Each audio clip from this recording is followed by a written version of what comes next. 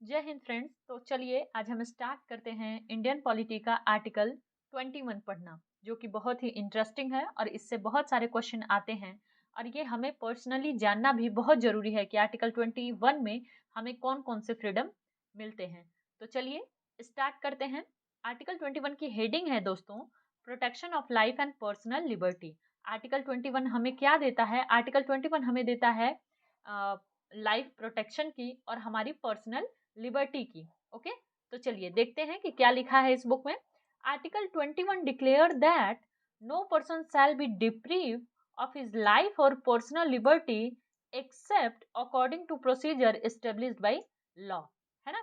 तो इसमें बताया गया है ये कि आर्टिकल 21 जो डिक्लेयर करता है कि किसी भी पर्सन को डिप्रीव नहीं किया जा सकता है उसकी लाइफ से और उसकी पर्सनल लिबर्टी से, बजाय इसके कि जब तक कोई ऐसा प्रोसीजर लॉ के द्वारा इस्टेब्लिश न किया गया हो, तब तक किसी भी इंसान को उसकी लाइफ और पर्सनल लिबर्टी से डिप्रीव नहीं किया जा सकता है।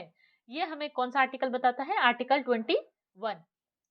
पहला क्वेश्चन यहीं से बनता है कि आर्टिकल 21 हमें किस चीज का प्रोटेक्शन देता है। तो आर्टिकल 21 हमें प्रोटेक्शन देता है लाइफ एंड पर्सनल लिबर्टी का। किसका देता है? लाइफ एंड पर्सनल लिबर्टी का। ओके, दूसरा क्वेश्चन यहाँ से ये बनेगा दोस्तों कि क्या आर्टिकल 21 एब्सोल्यूट राइट है? क्या ये एब्सोल्यूट राइट है? तो नहीं, ये एब्सोल्यूट राइट नहीं है, क्योंकि यहाँ पे क्या बताया गया है कि except according to procedure established by law, कि अगर कोई प्रोसीजर लॉ के द्वारा एस्टेब्लिश्ड होता है तो ये जो हमारी फ्रीडम है लाइफ की और पर्सनल लिबर्टी की, इसको रोका भी जा सकता है, इसको सस्पेंड भी किया जा सकता है। चलिए आगे देखते हैं। This right is available to both citizen and non citizen. Okay, तो ये जो हमारे आर्टिकल 21 है उसमें जो हमें राइट मिलता है लाइफ एंड पर्सनल लिबर्टी का, ये सिटीजन को भी मिलता है और नॉन सिटीजन को भी मिलता है। ओके, सिटीजन को भी मिलता है और नॉन सिटीजन को भी मिलता है, बट याद रखिएगा ये इलीगल माइग्रेंट्स को नहीं मिलता है ना? या इलीगल कोई भी ऐसा इलीगल पर्सनालिटी है उसको ये फ्रीडम आर्टिकल 21 का नहीं मिलता है। ओके, चलिए आगे देखते हैं। फेमस गोपालन केस में क्या हुआ था, जो कि 1950 का है। उसमें क्या हुआ था? इन द फेमस गोपालन case supreme court taken a narrow interpretation of article 21। Okay, तो गोपालन केस जो कि 1950 में फाइल किया गया था, उसमें सुप्रीम कोर्ट ने आर्टिकल 21 का एक नैरो इंटरप्रिटेशन दिया था। तो क्वेश्चन ऐसे आ सकता है कभी कि गोपालन केस क्या संबंधित है आर्टिकल 21 से? तो हाँ भाई, इसका रिलेशन आर्टिकल 21 से है। चलिए गोपालन केस में जो 1950 में हुआ था, उसमें सुप्रीम कोर्ट ने क्या कहा था? उसने कहा था it held that protection under Article 21 is available only against arbitrary executive action, not from arbitrary legislative action. This means that state can deprive the right of life, personal liberty of a person based on law. Okay, चलिए देखते हैं। गोपालन case 1950 में हुआ था। इसमें supreme court ने एक नैरो इंटरप्रिटेशन दिया था आर्टिकल 21 का। और इसमें गोपालन केस में सुप्रीम कोर्ट ने क्या कहा? सुप्रीम कोर्ट ने कहा कि भाई आर्टिकल 21 में जो हमें फ्रीडम मिलते हैं वो सिर्फ किसके अगेंस्ट मिलते हैं? वो सिर्फ मिलते हैं आर्बिट्री एग्जीक्यूटिव एक्शन के। और ये लेजिस्लेटिव एक्शन के अगेंस्ट में हमें नहीं मिलते हैं। मतलब कि जो हमें फ्रीडम दिया गया है वो सिर्फ एग्जीक्यूटिव एक्शन के लिए दिया गया है। अगर लेजिस्लेटिव एक्शन कुछ ऐसा होता है, अगर कोई लॉ बना के उसको अगर ये प्रोसीजर लाया जाता है कि नहीं, किसी एक पर्टिकुलर केस में एक पर्टिकुलर इंडिविजुअल को डेथ सेंटेंस दी जा सकती है, या उसकी हत्या की जा सकती है, या उसको उसकी हत्या तो नहीं कह सकते हैं बट या उसकी हत्या भी मान लीजिए। कभी कभी ऐसा होता है ना, ऐसे बहुत सारे केस हमारे सामने आते हैं कि अगर आप सेल्फ डिफेंस में आपसे गलती से किसी की हत्या हो जाती है तो फिर उसमें आपको सजा कम होती है। एक ऐसा प्रोविजन बनाया गया है। दूसरा कि अगर कुछ ऐसा है कि जैसे नेशन को थ्रेट है, तो फिर आपकी पर्सनल लिबर्टी जैसी कोई चीज नहीं रह जाती है। तो वो बताया गया है इसमें। मैंने सिर्फ एग्जांपल दिया है कि इसमें यही बताया गया है कि अगर लॉ बना के कोई भी लेजिस्लेटिव अगर कोई भी एक्शन लेता है लॉ बना के, तो उसके अगेंस्ट हमें आर्टिकल 21 फ्रीडम नहीं देता है। चलिए आगे इसको डिस्क्राइब किया गया है, ये बताया गया है। इट मीन्स दैट, इसका मतलब ये है कि state can deprive the right of life and personal liberty of a person based on law. Okay, वही बात है जो मैंने बताया कि स्टेट जो है, स्टेट क्या होता है इसके बारे में मैंने अच्छे से डिटेल में बताया अपनी पिछली वीडियोस में। तो आप अगर वहां से देख के यहाँ पे आए होंगे तो आपको पता होगा, अगर नहीं देखा है तो आप वहां जाके इसको देख लीजिए एक बार। तो स्टेट डिप्रीव कर सकता है right of life and personal liberty किसी भी इंसान का किसी भी लॉ पे बेस करके, कि लॉ बना के इसको डिप्रीव किया जा सकता है। आर्टिकल 21 में जो हमें राइट मिलता है उसको, चलिए आगे देखते हैं। This is because of the expression procedure established by law in article 21। ऐसा क्यों होता है? क्योंकि जो आर्टिकल 21 में एक्सप्रेस क्या किया गया है, एक्सप्रेस किया गया है procedure established by law, procedure established by law. अब प्रोसीजर स्टेब्लिश्ड बाय लॉ क्या है? तो प्रोसीजर स्टेब्लिश्ड बाय लॉ यही है कि every individual has right to live and ये जो है ना personal liberty of their life and their life can not be taken away except it prescribe by legal procedure. Okay, तो basically यही बताया गया है कि ये जो प्रोसीजर स्टेब्लिश्ड बाय लॉ है ना, तो इसका मतलब यही है कि बिना लॉ के प्रोसीजर बनाए आप आर्टिकल 21 में जो भी प्रोविजन है उसको डिप्रीव नहीं कर सकते हैं। यहाँ पे यही बताया गया है ना कि state can deprive the right of life and personal liberty of a person based on law. तो प्रोसीजर ऑफ लॉ का मतलब यही होता है। प्रोसीजर ऑफ लॉ का मतलब यही होता है कि कोई भी इंडिविजुअल या जितने भी लोग हैं उनकी जो राइट है, जो आर्टिकल 21 में हमें राइट मिलती है कि right of life and personal liberty को, उसको बिना लॉ बनाए उसको डिप्रीव नहीं किया जा सकता है। प्रोसीजर स्टेब्लिश्ड बाय लॉ का मतलब यही है जो कि आर्टिकल 21 में एक्सप्रेस किया गया है। आगे आशा करती हूँ कि आप लोगों को प्रोसीजर स्टेब्लिश्ड बाय लॉ का मतलब समझ में आ गया। ये समझना बहुत जरूरी है। देखिए इसके स्टेटमेंट से इसका जो सेंटेंस है उससे ही क्लियर है ना, प्रोसीजर स्टेब्लिश्ड बाय लॉ। ऐसा प्रोसीजर जो लॉ के द्वारा स्टेब्लिश है उसके द्वारा आर्टिकल 21 में आर्टिकल 21 में मिला हुआ फ्रीडम को डिप्रीव किया जा सकता है। आगे देखिए प्रोसीजर, देखिए यही सब जो पॉइंट है ना वो इंसान को कंफ्यूज कर देता है फिर एग्जामिनेशन में, तो उसको ध्यान से समझते चलिए। ओके, चलिए आगे देखते हैं क्या लिखा है आगे। Which is different from the expression due process of law. ये जो प्रोसीजर स्टेब्लिश्ड बाय लॉ है, पहले तो आप ये समझ जाइए कि प्रोसीजर स्टेब्लिश्ड बाय लॉ क्या है। कि एक ऐसा प्रोसीजर जो कि स्टेब्लिश किया गया है लॉ के द्वारा। कोई भी ऐसा प्रोसीजर हो सकता है जो कि लॉ के द्वारा स्टेब्लिश किया गया हो, वही होता है प्रोसीजर स्टेब्लिश बाय लॉ। और इसमें बताया गया है कि ये डिफरेंट है कौन से एक्सप्रेशन से डिफरेंट है प्रोसीजर स्टेब्लिश बाय लॉ। ये डिफरेंट है ड्यू प्रोसेस ऑफ लॉ से। किससे? Due process of law content in American constitution. American constitution में क्या कंटेंट होता है? Due process of law. क्या ये इंडियन कॉन्स्टिट्यूशन में कंटेंट होता है? नहीं, इंडियन कॉन्स्टिट्यूशन में कंटेंट एज सच नहीं होता है। कहीं पे इनडायरेक्टली अगर कहीं कोई प्रोविजन होगा तो हम आगे देखेंगे। चलिए आगे देखते हैं क्या इसका। अब ड्यू प्रोसेस ऑफ लॉ का मतलब क्या है? A constitutional guarantee that prevents government from impacting citizen as abusive way. ये ड्यू प्रोसेस ऑफ लॉ का मतलब क्या है? ड्यू प्रोसेस ऑफ लॉ का मतलब ये होता है कि ये एक कॉन्स्टिट्यूशनल गारंटी है। क्या है? एक कॉन्स्टिट्यूशनल गारंटी है जो कि प्रिवेंट करती है किसको? गवर्नमेंट को, कि वो कोई भी ऐसी कोई भी चीजें, ऐसा कोई भी लॉ, ऐसा कोई भी प्रोसीजर नहीं बना सकती है जो कि सिटीजन को अनकंफर्टेबल करे या सिटीजन को बाउंड करे। बाउंड इन द सेंस कि कुछ ऐसा सिटीजन को, उनकी फ्रीडम को, उनकी इंडिविजुअलिटी को बाउंड करने के लिए कोई भी गवर्नमेंट प्रोसीजर नहीं बना सकती है। ये कॉन्स्टिट्यूशन की गारंटी है in the due process of law में। तो आशा करती हूँ कि आप लोगों को समझ में आ गया होगा कि इस प्रोसीजर स्टेब्लिश बाय लॉ में क्या है, कि कोई भी प्रोसीजर लॉ के द्वारा स्टेब्लिश किया जा सकता है और इसी के अकॉर्डिंग ये बताया गया है कि आर्टिकल 21 में मिलने वाले राइट को डिप्रीव किया जा सकता है स्टेट के द्वारा by establishing a procedure by law. Okay, और जो कि इंडियन कॉन्स्टिट्यूशन में मान्य होता है और जो कि डिफरेंट है किससे? ड्यू प्रोसेस ऑफ लॉ से। जो कि किससे डिफरेंट है? ड्यू प्रोसेस ऑफ लॉ से, जो कि कंटेन होता है कहाँ पे? अमेरिकन कॉन्स्टिट्यूशन में। क्वेश्चन आ जाएगा due process of law contain कहाँ पे होता है, अमेरिकन कॉन्स्टिट्यूशन में, और ऐसे बहुत सारे फॉरेन के कॉन्स्टिट्यूशन हैं जिसमें कि ये कंटेन होता है, बट ये इंडिया में ऐसा नहीं होता है। चलिए आगे देखते हैं। Validity of law that has prescribe a procedure can not B question on the ground that the law is unreasonable, unfair और अनजस्ट। ओके, तो बेसिकली हम बात तो कर रहे थे गोपालन केस की, कि गोपालन केस में सुप्रीम कोर्ट ने क्या क्या बोला था। तो गोपालन केस में सुप्रीम कोर्ट ने बोला था कि भाई साहब, जो हमें आर्टिकल 21 में मिल रहा है, जो हमें आर्टिकल 21 में फ्रीडम मिल रहा है, उसको स्टेट डिप्रीव कर सकती है कोई भी प्रोसीजर बना के।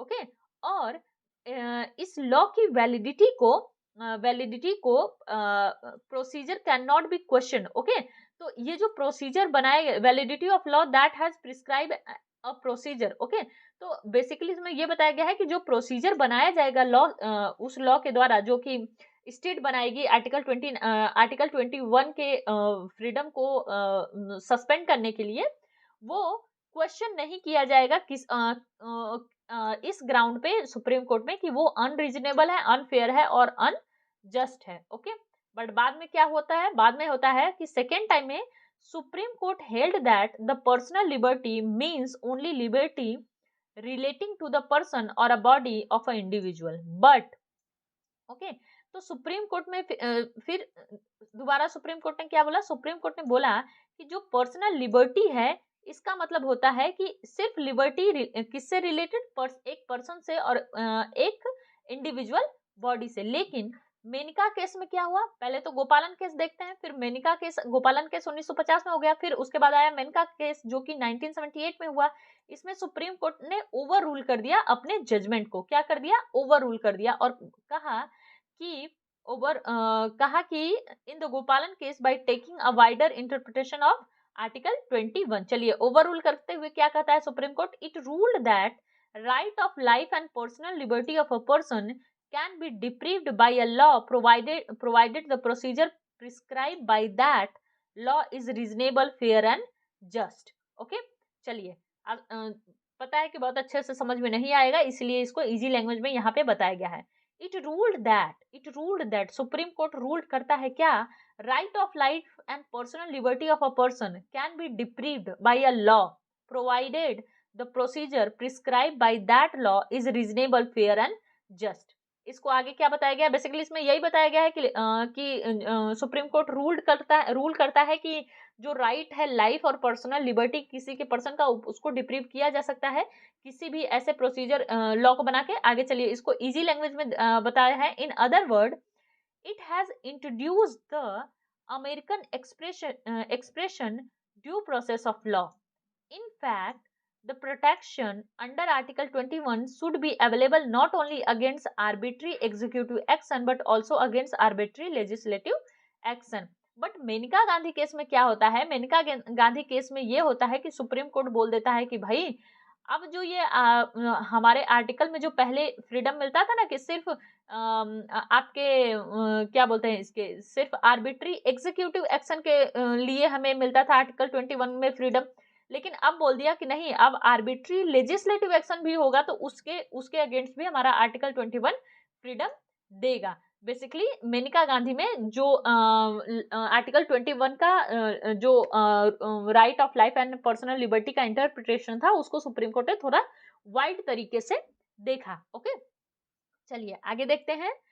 Further court held that the right of life as embodied in Article 21 is not merely conformed to animal existence or survival, but it include within its ambit the right of life with human dignity and all those aspects of life which go to make a man's life meaningful, complete and worth living. Okay, तो देखिए सबसे important point जो है वो, आगे का point तो जो हम समझ गए वो समझ गए, लेकिन सबसे जो सबसे अच्छी तरीके से आर्टिकल 21 को डिस्क्राइब करता है वो यही करता है कि आर्टिकल 21, तो सुप्रीम कोर्ट ने बोला, सुप्रीम कोर्ट ने क्या, supreme court held that, supreme court ने कहा कि right of life as embodied in article 21 की, जैसा कि आर्टिकल 21 में इम्बॉडी किया गया है राइट ऑफ लाइफ को, वो सिर्फ ऐसी लाइफ को नहीं बताता है कि एनिमल की तरह एग्जिस्टेंस है कि बस खाली हम जी रहे हैं, सरवाइव कर रहे हैं, हमें खाना मिल गया, हम खा रहे हैं, कपड़ा मिल गया, पहन रहे हैं, अब किस तरीके की कपड़ा है, जैसे शिक्षा मिल गई, शिक्षा ले रहे हैं, अब वो शिक्षा की क्वालिटी क्या है कि आगे आपको जो एम्प्लॉयमेंट मिलेगा कि नहीं, और एम्प्लॉयमेंट का भी क्या लेवल होगा, कितना मिलेगा, कितना नहीं मिलेगा। अब जैसे आपको राइट है घर मिलने का, अब आपको कैसा घर मिल गया तो उसका एक क्राइटेरिया होगा ना, तो उसी को सुप्रीम कोर्ट ने बताया है कि आर्टिकल 21 हमें जो प्रोवाइड करता है, तो ये नहीं प्रोवाइड करता कि हमें बस राइट ऑफ लाइफ मिल गया तो हम जिंदा हैं, यही हमारा राइट है। नहीं, हम एक ह्यूमन डिग्निटी के साथ जिंदा रहें, एक मीनिंगफुल लाइफ, एक कंप्लीट और एक वर्थ लाइफ के साथ जिंदा रहें। कि नहीं, अगर कोई भी एक इंडिविजुअल है तो वो अगर जिंदा है तो उसको डिग्निटी मिल रही है, उसको रिस्पेक्ट मिल रही है समाज में, उसको अच्छा एम्प्लॉयमेंट मिल रहा है, उसको अच्छा इन्वायरमेंट मिल रहा है, अच्छी एजुकेशन मिल रही है।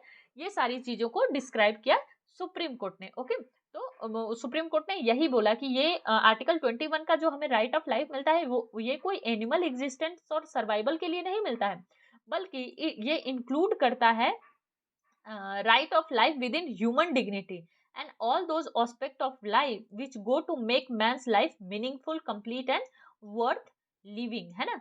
कि ये इंक्लूड करता है कि एक ह्यूमन की लाइफ हो एक डिग्निटी के साथ, और उसकी जिंदगी में वो सारे एस्पेक्ट होने चाहिए जो एक आदमी या एक औरत या एक बच्चा, एक इंडिविजुअल, सबकी लाइफ को मीनिंगफुल, कंप्लीट और वर्थ लाइफ बनाए। वो सारे एस्पेक्ट एक इंसान को मिलने चाहिए according to our constitution in article 21। Okay, चलिए आगे देखते हैं। It also ruled that expression personal liberty in article 21 is of the widest amplitude and it cover a variety of right that go to constitute the personal liberty of a man। और आगे supreme court क्या बोलता है, आगे supreme court बोलता है कि ये जो एक्सप्रेशन है पर्सनल लिबर्टी का, जो हमारे आर्टिकल 21 में मिलता है, इसका बहुत ही वाइड एरिया है ना, बहुत ही वाइड एरिया है और बहुत ही वैरायटी ऑफ राइट को ये कवर करता है। चलिए आगे देखते हैं। Supreme court was reaffirmed its judgment in Menika case in the subsequent cases. It has declared the following right as the part of Article 21।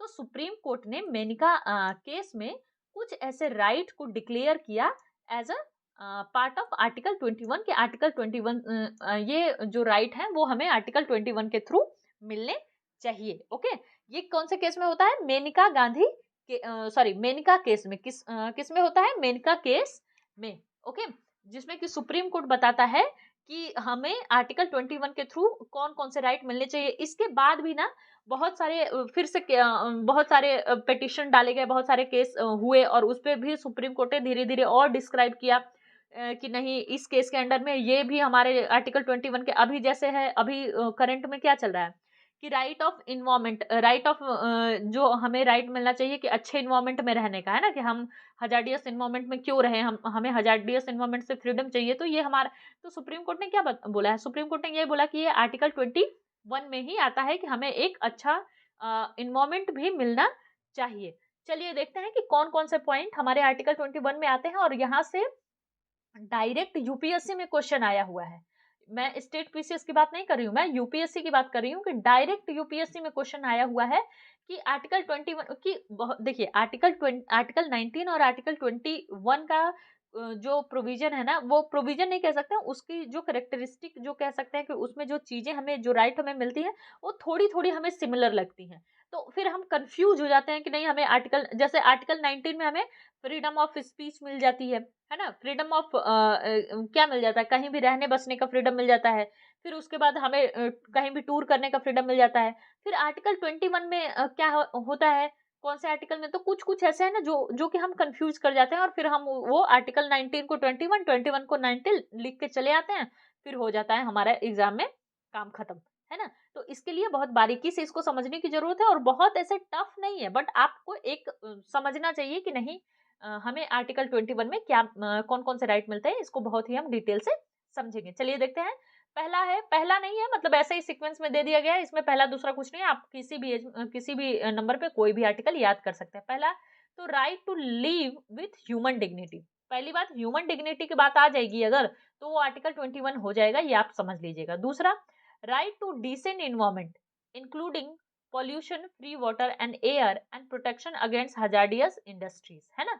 तो देखिए यहाँ पे भी आर्टिकल सुप्रीम कोर्ट ने ये बताया है कि नहीं भाई, राइट ऑफ डिसेंट इन्वायरमेंट, एक डिसेंट इन्वायरमेंट का राइट है, जिसमें कि हमें pollution free water, air and protection against hazardous industry से हमें प्रोटेक्शन चाहिए। ये राइट भी हमारा आर्टिकल 21 में मेंशन किया गया है सुप्रीम कोर्ट के द्वारा इन मिनका केस। बाकी क्या होता है ना, फिर सुप्रीम कोर्ट क्या करती है इसको, और ये सब जो हमें राइट मिले हैं उसको और इलेबोरेट करते जाती है और एक्सप्लेन करते जाती है, और फिर बताते जाती है कि नहीं राइट ऑफ इन्वायरमेंट का है। अब जैसे इसमें बता दिया है कि एक डिसेंट इन्वायरमेंट चाहिए, तो डिसेंट इन्वायरमेंट के लिए क्या, इसमें तो 2-3 बात बता दी गई है कि पॉल्यूशन फ्री वाटर चाहिए, एयर चाहिए, और हजार्डियस इंडस्ट्री से हमें छुटकारा चाहिए।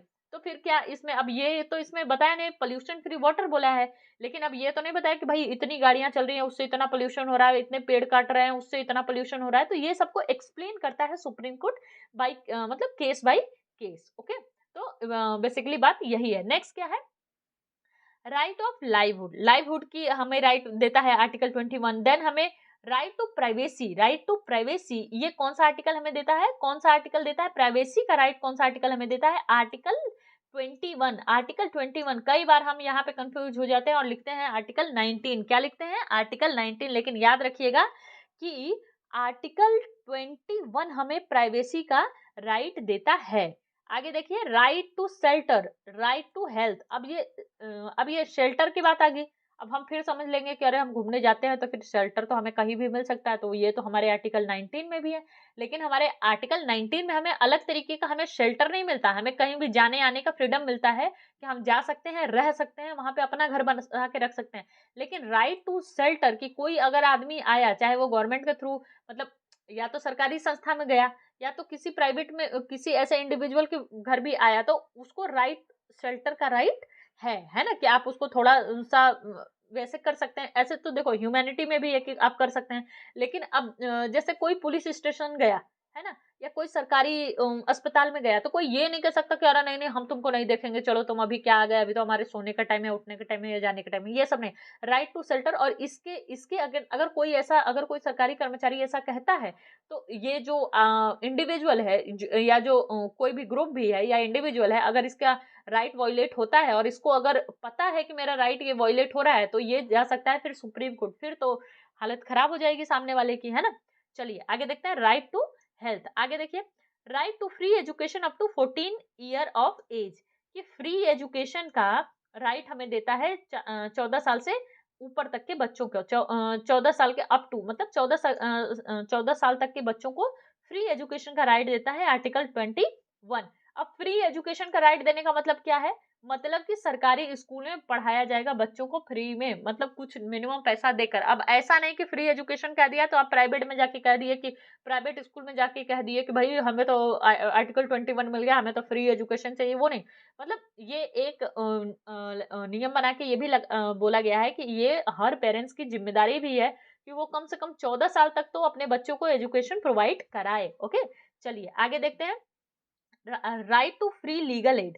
अब right to free legal aid, अब हमें फ्री लीगल एड कैसे मिलेगा, हमें फ्री लीगल एड मिलेगा कि अगर हम फ्री लीगल एड का मतलब क्या होता है कि मतलब फ्री में सरकारी सहायता, जैसे हम कोई केस लड़ रहे हैं, अब हम हमारी इतनी कैपेसिटी नहीं है कि हम कोई वकील कर पाए, तो हमें फ्री लीगल एड मिलेगा कि हमें फ्री सरकारी वकील मिल जाएगा कि हाँ भाई चलो इनको ये केस नहीं लड़ सकते, इनका ये क्राइटेरिया है, तो इनको एक सरकारी वकील दे दो कि ये अपनी बात कह पाए, क्योंकि हमें तो इतना प्रोविजन नहीं पता होता है ना, फिर हम कोर्ट में जाके क्या बात करेंगे। चलिए आगे देखते हैं, right against solitary confinement. Okay, तो सॉलिटरी कॉन्फिनमेंट के अगेंस्ट भी हमें राइट मिलता है। Then right to speedy trial, speedy trial का भी राइट हमें मिलता है आर्टिकल 21 में। देखिए ये सब बातें ना हमारे दिमाग में फिर जाती नहीं कि अरे स्पीडी ट्रायल का राइट कैसे मिल जाएगा, ये तो कोर्ट डिसाइड करेगा कि क्या है नहीं है ना, स्पीड ट्रायल होगा कि नहीं होगा, क्या होगा, ये तो वो प्रोविजन है। लेकिन हमारे पास ये राइट है कि हम स्पीडी ट्रायल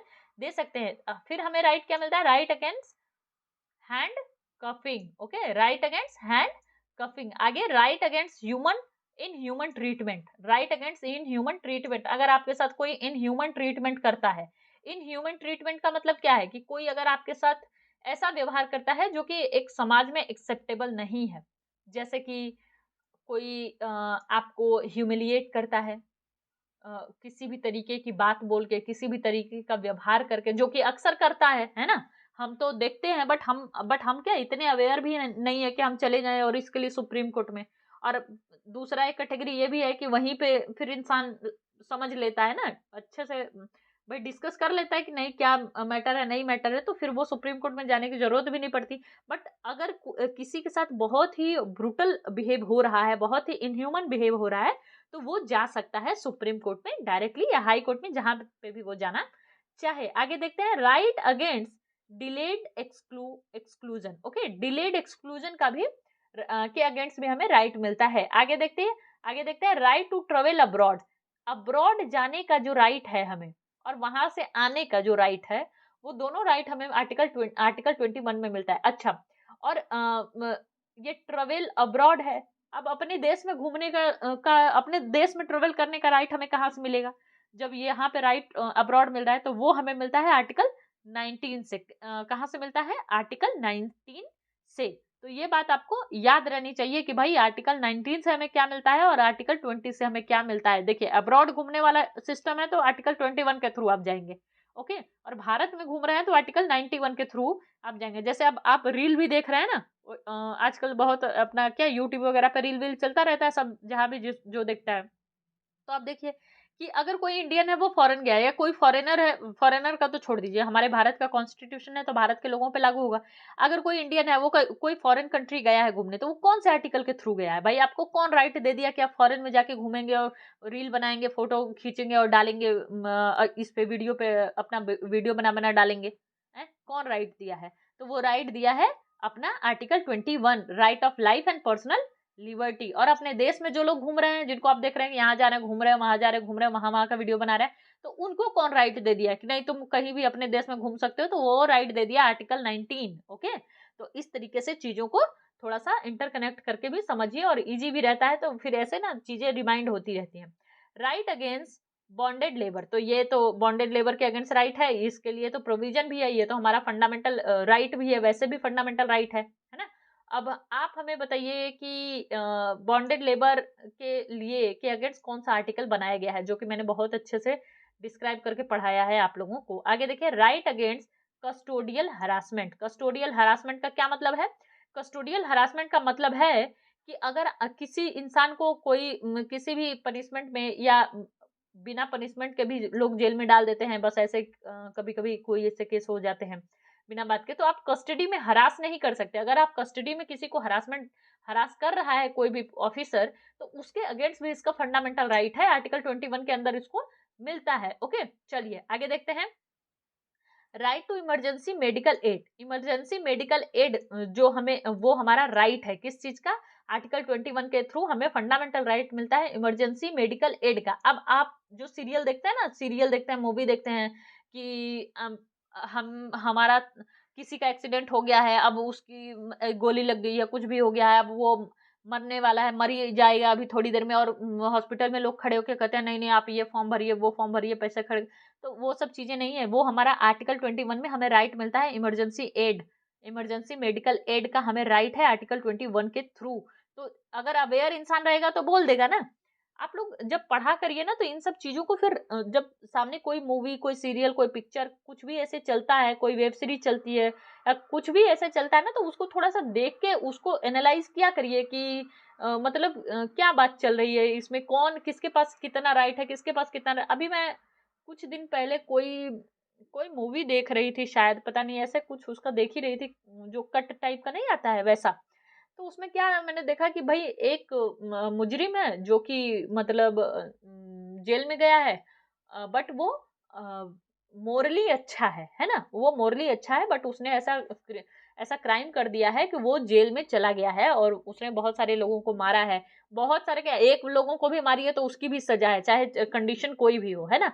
तो फिर अब तो उसमें क्या उसने बताया कि पीएम जो है, उस मूवी का जो पीएम बनता है जो भी रहती है, वो उसको बोलती है कि नहीं, वो उसको पार्डन करती है। अब बताइए, पार्डन का राइट पीएम को तो नहीं है कहीं से भी। पार्डन या तो राज्यपाल करेगा, या तो प्रेसिडेंट करेगा, लेकिन उस पिक्चर में क्या हुआ, पीएम पार्डन दे देता है कि नहीं नहीं, अरे ये तो बहुत अच्छा है मोरली, इसने तो लोगों की बहुत भलाई करी है, इसने तो अपने ट्राइबल को बहुत आगे ले जाने की कोशिश करी है, तो हम इसको पार्डन कर देते हैं, इसको मतलब इसका पूरा सेंटेंस माफ कर देते हैं, अब इसके पे कोई केस नहीं चलेगा। अब बताओ, तो आप जब चीजें देखते हैं ना तो उसको थोड़ा सा अपने नॉलेज के हिसाब से थोड़ा सा उसको करेक्ट करने की कोशिश की। आपको इससे होता क्या ना कि आपकी चीजें रिवाइज होती हैं और आपको थोड़ा सा पता चलता है कि पब्लिक डोमेन में क्या क्या चीजें सही और गलत चल रही हैं। लोगों को, लोग लगाने बनाने को तो इतनी इतनी चीजें बना दे रहे हैं, लेकिन आप देखिए कि वो चीजें कहाँ पे लीगली इनकरेक्ट हैं।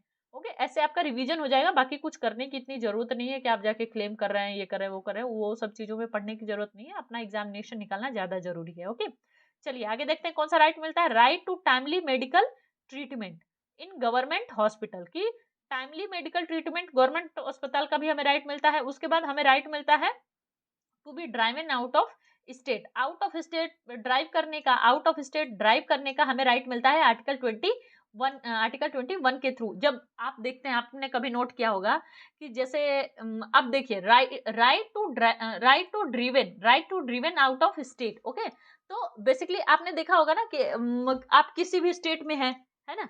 पहले तो आप लोग कमेंट करिए मुझे कि आप लोग कौन कौन से स्टेट से मेरा वीडियो देख रहे हैं, है ना। पहले तो यही कमेंट करिए। उसके बाद आप नोट करिएगा, आप जहां पे रहेंगे ना, आप देखे होंगे कि वहां की लोकल नंबर की गाड़ियां तो बहुत सारी चलती होंगी, लेकिन कुछ ऐसी गाड़ियां होंगी जो अदर स्टेट की आ गई होंगी, कुछ कुछ ही ऐसी गाड़ियां होंगी जो कि अदर स्टेट की होंगी। तो वो अदर स्टेट की गाड़ी दूसरे स्टेट में कैसे चल रही है, कौन उसको राइट दे दिया। आप अगर कुछ भी ऐसा देखिए ना कि एक तो चीज होगी कि नॉर्मल हो रही है, दूसरा हो गया कि थोड़ा सा तो कुछ अलग हो रहा है, तो आप देखिए कि कौन सा राइट, कौन से आर्टिकल के थ्रू इसको ये राइट मिला है बोलने का, और मिला भी है कि नहीं। अब जैसे किसी को थप्पड़ मार देना, कहीं पे कोई राइट नहीं है ऐसा। तो अगर आप कभी किसी को थप्पड़ मार रहे हैं या कभी किसी को देख रहे हैं किसी को थप्पड़ मारते, गाली गलौज करते या बदतमीजी करते हुए, तो ये कहीं से कोई राइट नहीं है, कोई लीगल राइट नहीं है, मोरल राइट नहीं है, कोई राइट नहीं है ना। लोग कहते हैं अरे हमारे माँ बाप तो हमें थप्पड़ मार ही सकते हैं, लेकिन उनके पास राइट नहीं है। अब ये वो मारते हैं, लोग बच्चे सह लेते हैं और बच्चे बोल देते हैं, बच्चे सह क्या लेते हैं मतलब ठीक है, वो माँ बाप का एक अपना कनेक्शन है कि बच्चे उनको इतना राइट देते हैं, और पेरेंट्स हमारे इतने मतलब हमारे लिए इतने प्यारे होते हैं कि वो अपने आप में खुद ही अपना राइट मान लेते हैं कि नहीं भाई हमें तो राइट है कि हम ऐसे कर सकते हैं। लेकिन अगर आप लीगली देखेंगे तो राइट नहीं है, लीगली देखेंगे तो आप राइट नहीं है, क्योंकि एक हस्बैंड अपनी वाइफ को नहीं मार सकता, एक वाइफ अपने हस्बैंड को नहीं मार सकती है ना। भाई बहन को नहीं मार सकता, जबकि बचपन में तो अलग कलाकारी चलती रहती है ना। तो वो चीज है कि राइट है नहीं, बट आप बिना राइट की चीजें कर रहे हैं एक एज तक तो ठीक है, उसके लिए कोई कोर्ट नहीं जाने वाला है। लेकिन आप अगर कोई चीज देखिए ना तो आप थोड़ा सा देखने की कोशिश करिए कि इसको ये कॉन्स्टिट्यूशनल राइट है कि नहीं है। अब जैसे अभी वोट देने की बारी आ रही है, अभी वोट का सीजन चल रहा है कि वोटिंग हो रही है सब जगह, तो वोट देना कौन सा राइट है हमारा। वोट देना क्या हमारा फंडामेंटल राइट है, कॉन्स्टिट्यूशनल राइट है, लीगल राइट है, कौन सा राइट है वोट देना हमारा। आप लोग कमेंट करके कमेंट बॉक्स में जरूर बताइएगा। ओके, चलिए आगे देखते हैं। Right to fair trial. Okay, right to fair trial. चलिए अब मैं थोड़ा जल्दी देख लेती हूँ, क्योंकि ऐसे में एक एक समझाने लगूंगी तो बहुत बड़ा वीडियो हो जाएगा। Right to prisoners to have necessity of life, की प्रिजनर्स को भी राइट देता है हमारा आर्टिकल 21 की लाइफ की नेसेसिटी का। उसके बाद right to women to be treated with decency and dignity. Right to women to be treated with decency and dignity, कि वीमेन को राइट देता है कि उसको ट्रीट किया जाए एक डिसेंसी और डिग्निटी के साथ, एक डिसेंसी और डिग्निटी के साथ। अब आप देख रहे हैं बहुत सारी ऐसे जगहों पे हैं थोड़ी इलिटरेट हैं विमेन्स, है ना, मार खाए जा रही हैं, अब गाली गलौज अपने ऑनर के सुने जा रही हैं। तो ये नहीं है, वो अब उनको पता नहीं है वो बात अलग है, लेकिन आप जो पढ़ रहा है जो जान रहा है, तो कल को क्या है, कल को आप लोग ही ऑफिसर बनेंगे, तो फिर आपको ये पता रहना चाहिए ना कि भाई एक विमेन के साथ एक डिसेंसी और एक डिग्निटी के साथ उसको ट्रीट करना ये उसका फंडामेंटल राइट है। और तो सारी चीजें छोड़ ही दीजिए, वो उसका फंडामेंटल राइट है, और फंडामेंटल राइट बहुत इंपॉर्टेंट राइट होता है। क्यों? क्योंकि इसके अगेंस्ट आपको कहीं और जाने की जरूरत नहीं है, आप डायरेक्ट सुप्रीम कोर्ट में जा सकते हैं कि भाई हाँ मैं एक विमेन हूँ और इन्होंने मुझसे डिग्निटी के साथ बात नहीं किया, हालांकि आपकी कोई गलती ना हो, अब पता चला आप ही पूरी कला करे जा रहे हो और पता चला अगले पे केस लगा दिए, तो वैसी बातें नहीं है। लेकिन आप लोग राइट समझिए कि हमें कौन कौन से राइट मिले हैं। तो इससे जो जो देखो, जो आपको इंडिविजुअल मिल रहे हैं वो तो आपको समझ में आ रहा है, लेकिन जो औरों को भी मिल रहे हैं वो भी समझो कि अगर किसी आप अपने आसपास भी किसी अदर का राइट वायलेट होते देखो तो कम से कम अगर कोई बताने वाला हो तो उसको एक बार बताओ कि भाई ये तुम्हारा राइट है कि वो तुमसे ऐसे बात नहीं कर सकता है। ओके, चलिए आगे देखते हैं। Right against the public hanging, right against the public hanging. अब हमारे देश में तो ये राइट हमें मिल गया कि पब्लिक हैंगिंग नहीं, जो लोग पिक्चर विक्चर में आप देखते हैं ना, गुंडे को मार के सड़क पे टांग दिए, वो सिस्टम नहीं है भाई। ये राइट अगेंस्ट पब्लिक हैंगिंग है हमारे पास, हमें आर्टिकल 21 से मिलता है। क्या राइट मिलता है कि आप पब्लिक हैंगिंग नहीं कर सकते किसी को, कि पब्लिक में टांग दिए, मार के टांग दिया, ऐसे टांग दिए, जिंदा टांग दिए, वो सब सिस्टम नहीं है। Okay, right to road in hilly area is our fundamental right. अब देखिए, इसको तो कोई इमेजिन भी नहीं कर सकता कि right to road in hilly area, hilly area में रोड, ये फंडामेंटल राइट कैसे होगा? बट ये फंडामेंटल राइट है। This is our fundamental right, right to road in hilly area, के हिली एरिया में रोड रहना चाहिए, ये हमारा फंडामेंटल राइट है। सोचिए कि उस चीज को कितनी इंपॉर्टेंस दी गई है और उसको फंडामेंटल राइट में जोड़ा गया है कि अगर कोई इंसान पहाड़ वगैरह पे रह रहा है, हिली एरिया में रह रहा है और उसको प्रॉपर एक रोड प्रोवाइड नहीं करी जा रही है, तो वो उसके फंडामेंटल राइट का वायलेशन माना जाएगा, है ना, फंडामेंटल राइट का वायलेशन माना जाएगा। आगे देखते हैं, right to information, right to information. अब किसकी इन्फॉर्मेशन? अब राइट टू इन्फॉर्मेशन तो मिल गई, लेकिन किसकी इन्फॉर्मेशन? अब यहीं पे जब बातें क्लियर नहीं रहेंगी तो फिर इंसान सोचेगा कि ले हमें तो ये राइट मिल गई है इन्फॉर्मेशन, कि हमें इन्फॉर्मेशन मिल नहीं रही पड़ोसी के घर की, है ना। तो ये पड़ोसी के घर की इन्फॉर्मेशन लेने की जरूरत नहीं है, यहाँ पे ये हमें राइट मिलता है कि गवर्नमेंट कौन कौन सी एक्टिविटी कर रही है उसके बारे में। ओके, गवर्नमेंट कौन कौन सी एक्टिविटी कर रही है, गवर्नमेंट कौन कौन सी स्कीम ला रही है, गवर्नमेंट कौन कौन से इनिशिएटिव ले रही है, कितने पैसे खर्च कर रही है, कितना बोरो कर रही है, कितने क्या स्पेंड कर रही है, किन किन चीजों पर स्पेंड कर रही है। वो जो आरटीआई फाइल होती है ना, तो वो इसी आर्टिकल 21 के अंडर ही फाइल होती है, कि जब हम आरटीआई फाइल करके, आरटीआई आरटीआई बोलते हैं उसको, इंफॉर्मेशन इंफॉर्मेशन लेने के लिए फाइल की जाती है। एक सेकेंड, वो इंफॉर्मेशन लेने के लिए फाइल की जाती है, वो चीजें मैं अभी उसको एक बार में करेक्ट करके बताऊंगी कि आरटीआई होता है वो, या अभी मैं थोड़ा मिस कर रही हूँ। एक second, right of information, yes, RTI ही होता है, क्योंकि आईटीआर होता है शायद एक टैक्स भरने का कुछ होता है। तो मैं इन दो चीजों में थोड़ा सा मुझे लग रहा था, तो ये आरटीआई का जो प्रोविजन है, जो आरटीआई लोग भरते हैं, वो कि आरटीआई भर के बोलते हैं ना कि नहीं भाई आरटीआई कर दिया हमने, अब हमें तो इसकी इंफॉर्मेशन चाहिए, तो वो कहाँ से मिलती है? वो हमें मिलती है आर्टिकल 21 से। ओके, उसके बाद right to reputation, right to reputation हमें आर्टिकल 21 से मिलता है। Then right to appeal from the judgement of convict. Okay, तो right to appeal from a judgement of convict, की राइट ऑफ अपील, अपील का राइट हमें मिलता है किसी भी जजमेंट, किसी भी कन्विक्ट के जजमेंट की अगर हम री अपील करना चाहें तो वो भी हमारा फंडामेंटल राइट है। वो क्या है? हमारा फंडामेंटल राइट के थ्रू होता है। जैसे आपने सुना होगा ना कि हाँ हम सुप्रीम कोर्ट, हाई कोर्ट में या स्टेट कोर्ट में, डिस्ट्रिक्ट कोर्ट में हार गए तो हम सुप्रीम कोर्ट में जाएंगे। तो कैसे जाएंगे? वो आपका लीगल राइट है और फंडामेंटल राइट है, तो हो सकता है लीगल राइट हो, क्योंकि हम अभी फंडामेंटल राइट के बारे में पढ़ रहे हैं, लेकिन ये हमारा फंडामेंटल राइट भी है, राइट ऑफ अपील। आगे देखते हैं, right to family pension, right to family pension, this is our fundamental right, right to family pension. Family pension का मतलब क्या है? जो लोग हैं उनको पेंशन मिलता है, जो क्या वृद्धा पेंशन मिलता है, विधवा पेंशन मिलता है, बहुत सारे पेंशन मिलते हैं ना, तो वो जो फैमिली पेंशन में होता है वो हमारा फंडामेंटल राइट है। आगे देखते हैं, right to social and economic justice and empowerment. Okay, तो सोशल एंड इकोनॉमिक जस्टिस और एम्पावरमेंट का राइट भी हमारा फंडामेंटल राइट है। देन हम देखते हैं, right against bar factors, bar factors के अगेंस्ट भी राइट हमें, हमारा फंडामेंटल राइट है। Then right to appropriate life insurance policy, appropriate life insurance policy का राइट भी हमारा फंडामेंटल राइट है। कौन सा राइट है? Fundamental right. कौन सा राइट है? फंडामेंटल। अब हम सोचेंगे कि भाई लाइफ इंश्योरेंस तो प्राइवेट लोग आके करते रहते हैं सबका, तो ये हमारा फंडामेंटल राइट तो नहीं हो सकता है, लेकिन ये हमारा फंडामेंटल राइट है। अप्रोप्रिएट लाइफ इंश्योरेंस पॉलिसी हमारा फंडामेंटल राइट है। अभी कुछ नए प्रोविजन फंडामेंटल इंश्योरेंस पॉलिसी में आए हुए हैं, तो आप लोग उसको जरूर पढ़िएगा। Right to sleep, very very important.